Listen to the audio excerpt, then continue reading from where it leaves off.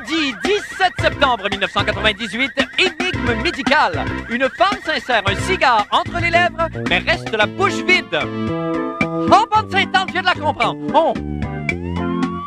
Scandale du stationnement. Vignette VIP, vignette VIP. Oh, je n'en peux plus des vignettes VIP. Pour moi, il n'y a qu'une seule vignette, c'est Vignette Renault.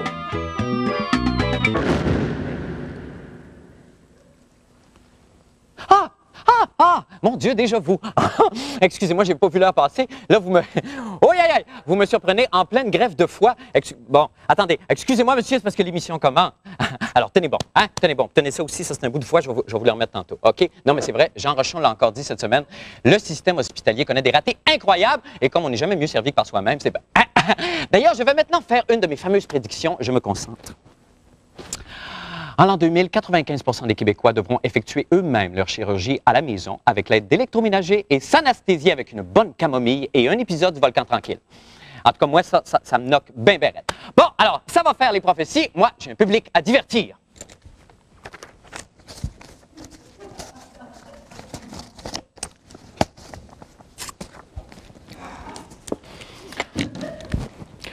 Bonne fin du monde et bon jeudi, mesdames et messieurs. Tout d'abord, des nouvelles de moi. Eh bien, vous savez, la situation du transport entre Montréal et la banlieue est devenue un problème des plus alarmants. Par exemple, moi, pour vous donner un exemple, moi, le matin, je pars de Saint-Lambert. Bon, normalement, j'emprunte le pont Victoria, juste à côté de chez moi, mais à cause des travaux, je suis obligé de transiter par Jacques-Cartier ou Champlain, qui, dès 6 heures le matin, est congestionné, et ça jusqu'à 9h30 au moins. Alors, par exemple, prenez une voiture, par exemple. OK, bon, attendez, donnez-moi ça, on va prendre celle-là, ça va mieux.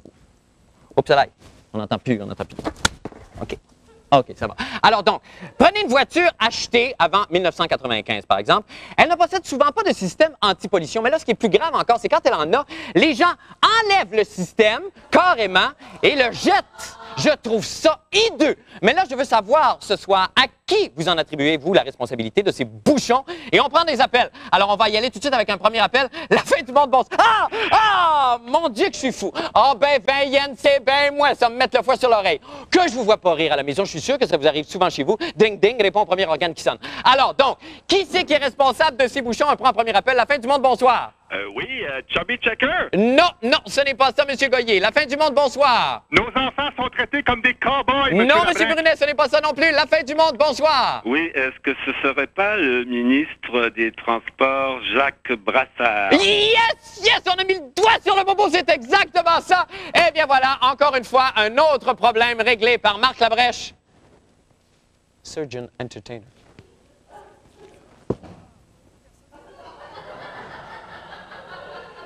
Maintenant, pour les nouvelles de la fin du monde. Eh bien là, j'aimerais qu'on se parle d'homme à homme. Nous, de LFDM et à une arche, attends pas l'autre vierge, nous sommes constamment préoccupés par deux choses.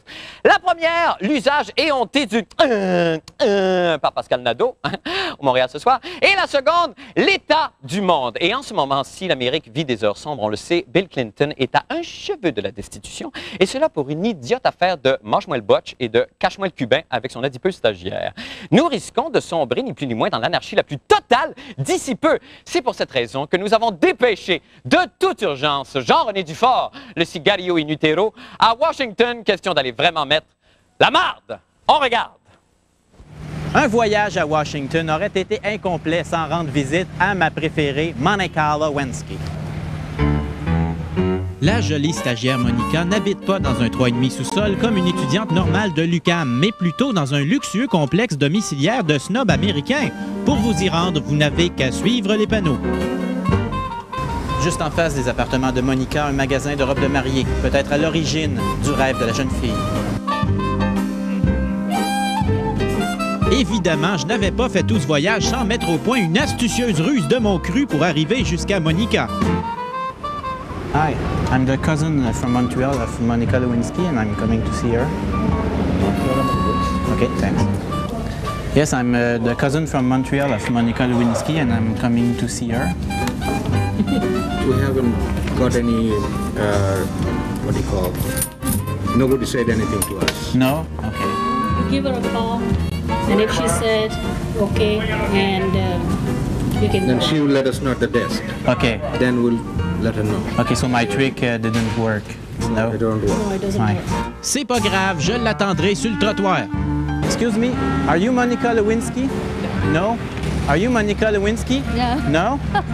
Excuse me, is one of you Monica Lewinsky? Definitely. No? Because I'm looking for her. Are you Monica Lewinsky? No? If you want to get into trouble, sir, we've got Secret Service over here, Okay. and I'll be very, very happy to give it to you. I'm from the end of the world is at 7 o'clock. Nobody can hurt me. Eh bien, on va de ce pas rejoindre Jean-René Dufort qui nous attend toujours à Washington, où, Jean-René, vous avez failli causer un émoi terrible. Vous avez failli tromper tout le monde à Washington, là-bas. Oui, ben tu sais, mon truc chez Monica de cousin Oui. montréalais, ça a presque fonctionné parce que j'ai semé la confusion chez les portiers et on m'a presque laissé entrer. Ça aurait été bien le fun parce que je pense que Monica, aujourd'hui, elle a besoin de se faire consoler parce qu'il paraît que plusieurs maisons d'édition auraient refusé Oui. de lui verser de l'argent et de lui donner un contrat pour qu'elle écrive ses mémoires sous prétexte que le président était assez entaché. Il faut arrêter de scraper la réputation de l'homme voyons. d'État, de la raison d'être de tous les Américains. Bon, cela dit, vous restez à Washington, Jean-René. Vous allez cruiser. Oui. Vous allez cruiser à la manière de Bill Clinton. À Washington ce soir. Grand fou va. Vous l'aimez, votre métier, hein? Nous autres aussi. Alors, on s'en va faire une petite pause. Merci beaucoup, Jean-René. On va faire une petite pause et on revient avec d'autres nouvelles tout de suite après la pause. Restez là, je vous prie. Bienvenue maintenant dans le monde surréaliste de la fin du monde en bref. Lors du dévoilement des finalistes pour le prochain gala de la disque plus tôt cette semaine, quel ne fut pas notre bonheur d'apprendre que la belle Linda Lemay était en nomination dans pas moins de 6 catégories. Youpla, youpla. Mais là-haut, et c'est le malaise qui nous a pognés quand on a vu sur les ondes de Flash, nos voisins d'en face, la jeune et jolie chanteuse exprimer, mon Dieu, amèrement, sa déception de ne pas se voir compter parmi les finalistes dans la catégorie auteur-compositeur de l'année. Je suis surprise et déçue, dixit la ravissante cantatrice, qu'on va d'ailleurs rejoindre tout de suite à l'instant dans sa merveilleuse demeure du Vieux-Longueuil. Bonsoir, Linda Lemay. Je suis surprise et déçue, Marc. Oui, j'ai compris. On a vu, Linda. Alors, Linda, ça vous a vraiment touché, cette omission de la part de la disque. Comptez-vous réagir, Linda? Oui, ça m'a inspiré une chanson. Ah, non, pas. Je la chante a cappella.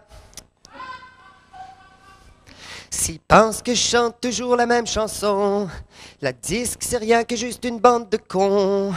Ils vont voir qu'il me reste plein de mots sublimes. Je suis juste à la page 15 de mon dictionnaire de rimes. Une chance qu'à la maison, il y a ma petite Jessie. Mon chum Patrick, que j'aime, qui m'aime, qu'on s'aime, je vous l'étudie. Et on reste juste à côté de la pharmacie. Chez Jean Coutu, j'ai des amis. Ah, j'ai plus capable. Les allées sont Excusez-moi, bien allez, éclairées pour qu'on voit les spéciaux qu'on peut acheter. Il y a du Bounce, du Snuggle, et puis du Tide, et puis du personnel en masse si t'as besoin de l'aide. Et puis, OK, ça va, il y a c'est parfait, Linda, aussi merci. la rue Merci infiniment, je suis capable. Anaran. Merci infiniment. Merci beaucoup, Linda Lemay. Consternant tenu des sondages auprès de la population, l'armée du salut, oui, notre armée du salut, a décidé de changer radicalement son look. Fatigués de leur image de quêteux du début du siècle, les membres de cette association caritative ont opté pour une tenue plus simple, plus pratique et relaxe, mais surtout beaucoup plus moderne, ou, comme on peut le voir sur ces images, la casquette y sera désormais de cuir et la petite cloche sera remplacée par le jackstrap. Bon, là, ça fait 3 semaines qu'on est en nombre, ça fait 4 bâtards de fois qu'on passe les mêmes maudites images de la parade de Fifon pour des sujets complètement bidons. Je sais qu'on n'est pas riche, qu'on n'a pas beaucoup de budget, mais si ça repasse une autre fois, je retourne au théâtre. Merde!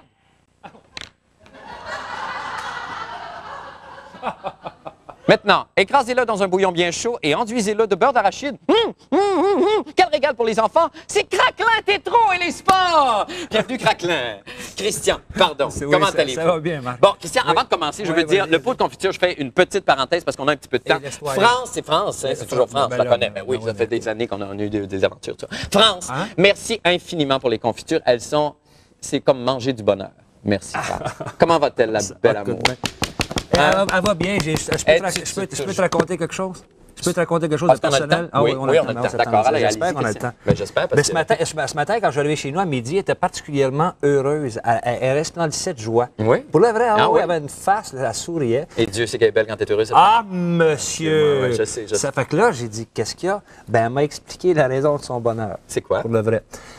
Elle s'est rendue compte qu'elle avait exactement 23 cm entre son mamelon gauche et son mamelon droit, et 23 cm également entre chacun de ses deux mamelons, et puis le creux de sa gorge ici. Ce qui fait d'elle, d'après elle, une pyramide parfaite. Puis elle était bien heureuse. Elle avait lu ça dans un magazine comme quoi fallait que ça soit équilatéral. Puis elle a découvert que ses deux seins puis sa gorge étaient exactement équilatérales. Puis c'est pour ça qu'elle souriait.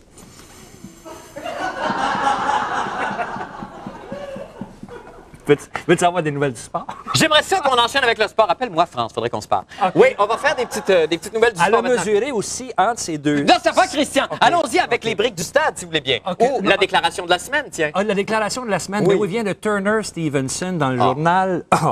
Qu'est-ce qu'il a dit, M. Stevenson? Il a dit, Stevenson, d'ailleurs, on l'a dans le journal, là, vous allez voir.